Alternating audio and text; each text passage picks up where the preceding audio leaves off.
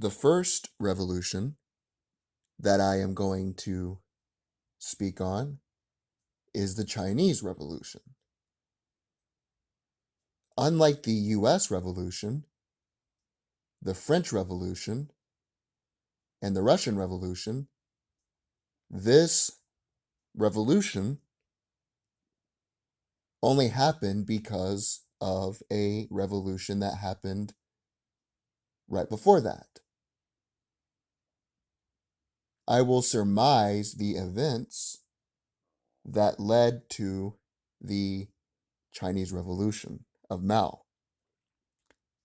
Essentially, China in the 1800s and way before that, up until 1911, was an empire ruled by an emperor. One of the longest ruling empires was called the Qin Dynasty. There were a few key events which all led to the fall of the Qin Dynasty. You had corruption from the ruling class, dissatisfaction of the people, the death of a lot of members of the Qin Dynasty. Their only ruler, the last emperor of China, was a 2-year-old boy. Because of that sentiment, you had a nationalist party take over. The Nationalist Party ended up establishing warlords who became quasi-emperors. Instead of ruling over an entire empire, the warlords essentially ruled over certain areas. But they acted just like emperors. They controlled the land, they controlled the women, they basically controlled the resources. They became the ruling class. Mao referred to these people as the bourgeoisie, which is the same thing when you hear Bernie Sanders talk about the 1%.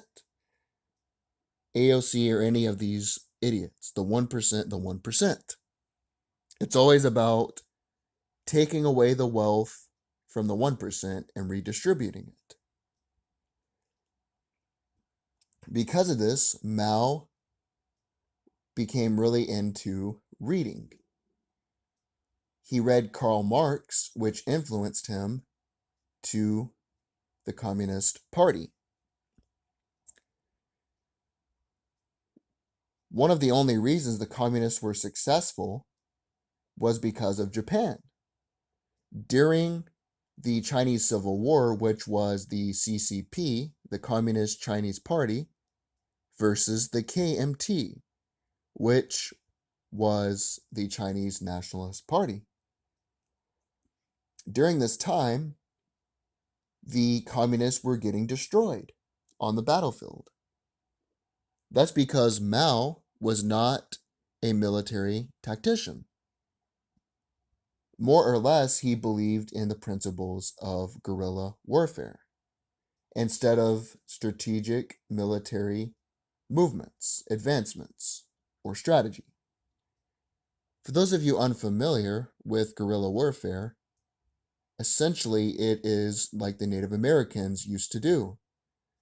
You attack, retreat, eventually hoping that your enemy will surrender or that they will have fatigue or you will do enough damage to destroy them. It is basically a hit and run strategy.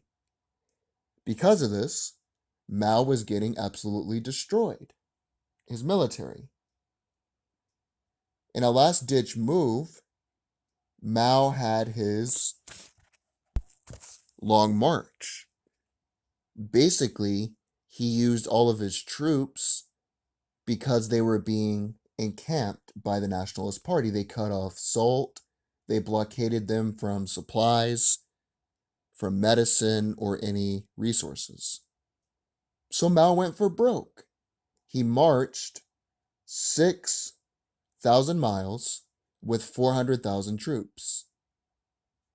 Estimates are that only 40,000 successfully completed the march. Many of the members retreated. They left the army. They died from disease, starvation, or they were killed. This march is seen as a pivotal historical event, much like in the United States, how we romanticize the D-Day, the beaches of Normandy. It's the same thing in China when it comes to the march.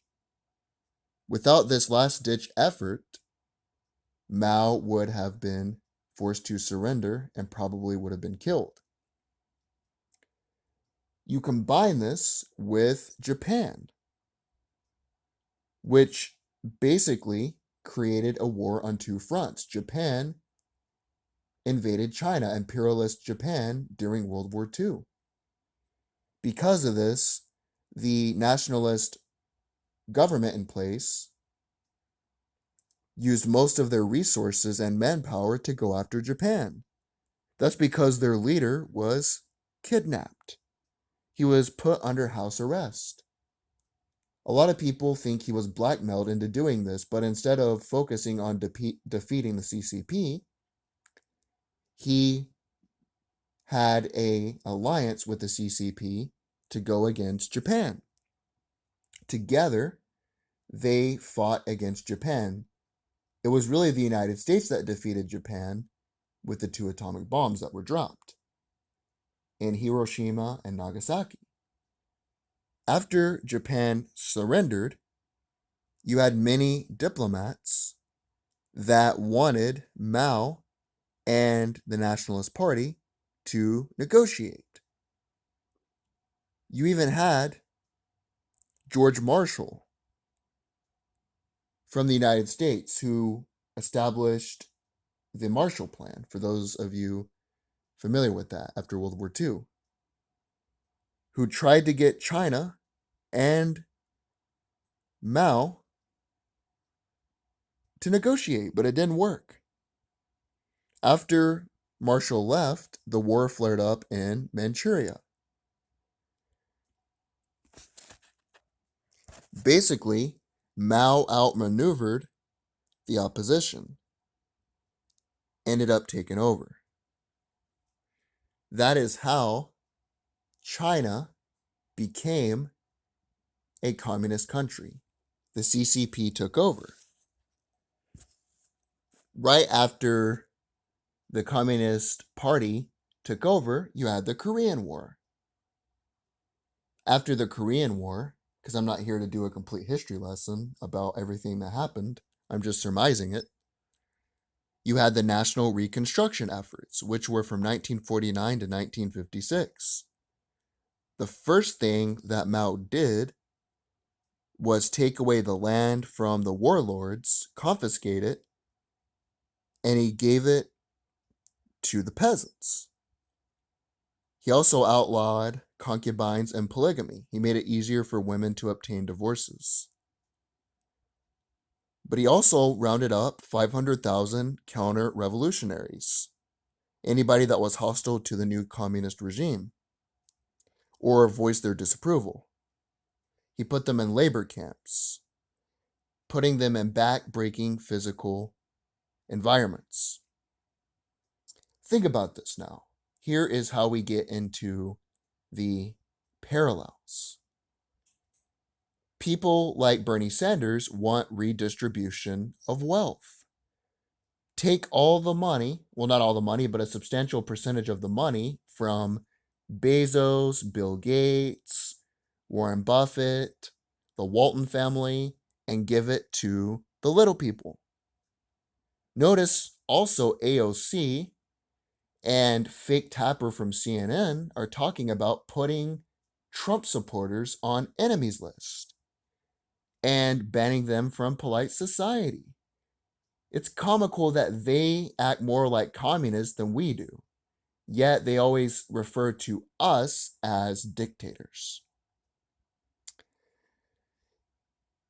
But back to China. The People's Republic of China used Soviet models and 5 years planned to achieve its socialist transformation.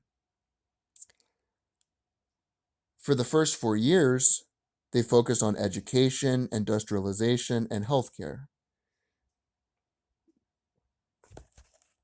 The problem is, though, when you take away the land from people who know how to use it, as corrupt as they are, just like Bezos is corrupt as hell, and so are the Walton family, but they know how to run a business, and you give it to peasants who don't really know what they're doing, don't know about distribution, that leads to massive,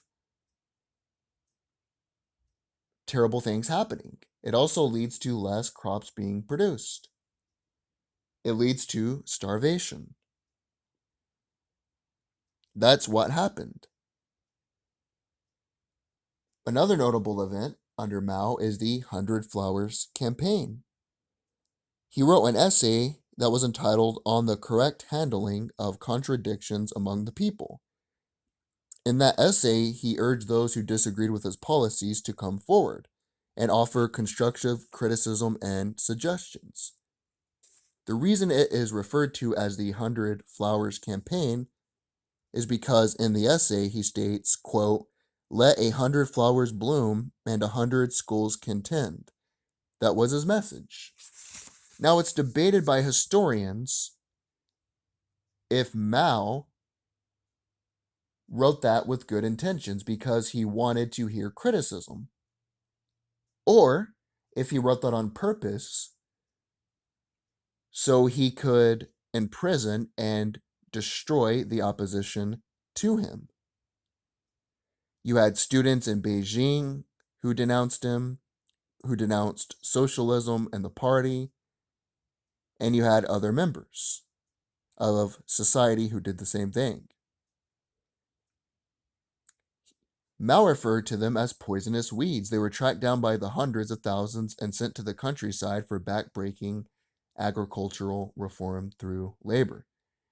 What do we have here? You must censor opposition to the party. Notice big tech is censoring opposition to their ideology.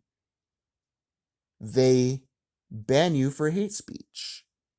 They fine you time. They don't literally fine you money, but they suspend you for time. They tried to censor, shadow ban, just like Mao Zedong did, his opposition.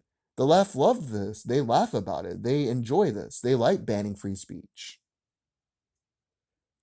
The next notable event is the Great Leap Forward.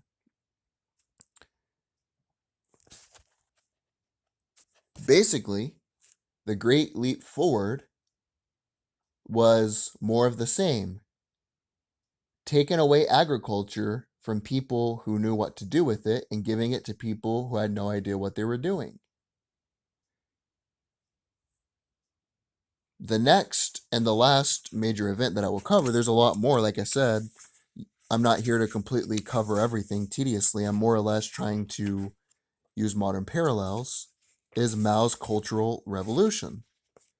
Due to the Great Leap Forward killing millions of people, it's estimated, nobody knows for sure because the records are sparse, that 36 million people died. Mao was really unpopular at that time in China. He essentially went into hiding for a long time, barely making any public appearances. Eventually, he used the cult of personality, talking about his military past, the reforms he made, and other things in order to gain power. That's what was called Mao's Cultural Revolution. He used the young college students. Notice these young, dumbass college students that want socialism. They want Bernie Sanders in power. They're communist socialist. He used them to praise the CCP, and he wanted them to arrest any opposition, even if it was professors. He wanted them to kill them if they opposed the party. This last part is an excerpt from a book. The book is called The History of China, second edition. It's by David Curtis Wright. I picked this up at the library. Here is some of the quotes from Mao. The socialist system will eventually replace the capitalist system. This is an objective law independent of man's will. However, much the reactionaries try to hold back the will of history, sooner or later, revolution will take place and inevitably triumph. It is, in my opinion, that the international situation has now reached a new turning point. There are two winds in the world today, the east wind and the west wind. There is a Chinese saying, either the east wind prevails over the west wind, or the west wind prevails over the east wind. I believe it is characteristic of the situation today that the east wind is prevailing over the west wind. That is to say, the forces of socialism have become overwhelmingly superior to the forces of imperialism. The ultimate victory of the socialist and communist revolutions would be accomplished through brute force of arms. Here's another quote. Every communist must grasp the truth. Political power grows out of the barrel of a gun. Only with guns can the whole world be transformed. We are advocates of the abolition of war. We do not want war, but war can only be abolished through war, and in order to get rid of the gun, it is necessary to take up the gun. A revolution is not a dinner party or writing an essay or painting a picture or doing embroidery. It can not be so refined, so leisurely and gentle, so temperate, kind, courteous, restrained, and magnanimous. A revolution is an insurrection, an act of violence by which one class overthrows the other. Think about it. One class overthrows the other. BLM, Antifa. They want to overthrow a class. Mao knew it was easy to get these college students on his side. The parallels to today, censoring your opposition like big tech, the Democrats applaud it, they laugh about it, is putting people on enemies lists, just like China put them in labor camps because they supported Trump, Fake Tapper, and AOC. And God, I would love to challenge Fake Tapper to a bare knuckles boxing match. That would be so much fun, but he wouldn't do it. He's a pussy. Also, you have redistribution of wealth. Take the land away from the warlords who, for all their problems, you didn't have food shortages. Give it to the peasants. Get rid of big businesses and give it to the people. Redistribute wealth, whether that's land, whether that's money, whatever that is. And you have the college students who are the turbocharger for all these events.